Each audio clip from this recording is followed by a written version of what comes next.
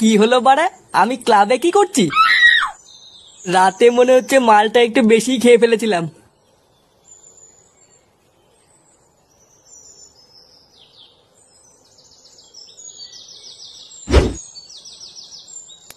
হ্যাঁ গো, তুমি চলে এসছো? হ্যাঁ লেওড়া এসছি। শোনো না, তোমাকে একটা কথা বলার আছে। দেখো বাড়া, সকালবেলা করে কিন্তু হানিমুন হানিমুন বলে কিন্তু কানের গান মারবা না। না গো, আমি আজকের থেকে আর তোমাকে হানিমুনে নিয়ে যাওয়ার কথা বলবো না। সত্যি আর বলবা না তো? হ্যাঁ গো, আমি না মা হতে চলেছি।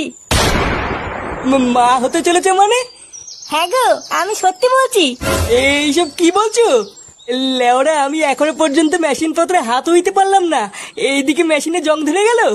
আমি না কালকে ভস্রী বাবার কাছে গেছিলাম, উনি আমাকে ওষুধ দিয়ে বলেছেন এবার আমি মা হতে পারবো।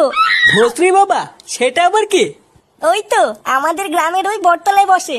ও, তা তুমি আমাকে আগে বলবে তো। আমি তো লেওড়া ভাবলাম কি না কি। যাই হোক, কই দেখি ভস্রী বাবা তোমাকে কি ওষুধ দিয়েছে। কই হাসছো কেন? দাও ওষুধগুলো।